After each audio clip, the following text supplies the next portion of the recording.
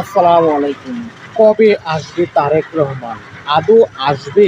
এ ধরনের প্রশ্ন ঘুরপাক খাচ্ছে রাজনৈতিক অঙ্গন ছাড়িয়ে সাধারণ কর্মী, সমর্থক, জনতার মাঝে। তারেক রহমান দলের পক্ষ থেকে আহ্বান করা হচ্ছে শীঘ্রই দেশে আসবে, কিন্তু পররাষ্ট্র উপদেষ্টা বলতেছে এখনো আবেদন ট্রাভেল পাসের ব্যাপারে করা হয়নি, আবেদন করলেই দেওয়া হবে ট্রাভেল পাস। এই রাষ্ট্র এবং তারেক রহমান কিংবা দল দুই মেরুতে অবস্থান। প্রশ্ন, তারেক রহমান কি আদৌ দেশে আসবে? যদি আসে, কখন, কিভাবে আসবে? একটি সময় একটি প্রেক্ষাপট ছিল, তারেক রহমান ডামাঢোল বাজিয়ে লক্ষ লক্ষ জনতাকে নিয়ে এয়ারপোর্টে তাকে স্বাগতম জানাবে দল, এই পরিকল্পনা ছিল। কিন্তু আজকের বর্তমান অবস্থা, বর্তমান প্রেক্ষাপট সেই অবস্থানে নেই।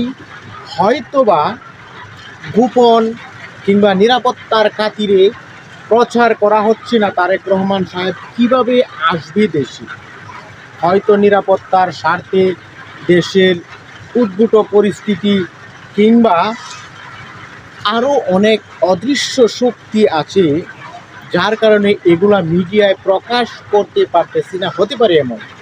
একটি কথা স্পষ্ট আপনাদেরকে আজকে আমি বলে দিই, যদি মিস্টার তারেক রহমান মায়ের অসুস্থতা এবং দেশে যে অরাজকর এবং অস্থির পরিস্থিতি বিরাজ করতেছে, মায়ের সংকটাপন্ন পরিস্থিতিতেও মিস্টার রহমান যদি দেশে আসতে না পারে কিংবা তফসিল ঘোষণার পরেও যদি না আসতে পারে, অদূর ভবিষ্যতে তারেক রহমান কি আদৌ দেশে আসতে পারবে কি না, প্রশ্ন আপনাদের কাছে আমার তরফ থেকে।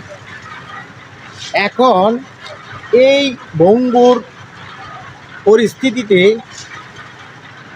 আপোষহীন তিনবারের প্রধানমন্ত্রী বেগম খালেদা জিয়ার অবস্থা অত্যন্ত সংকটাপন্ন।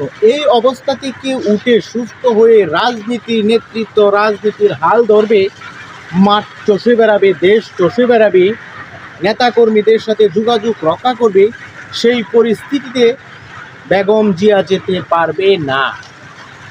সুতরাং এই অবস্থায় যদি মিস্টার রহমান দেশে না আসে,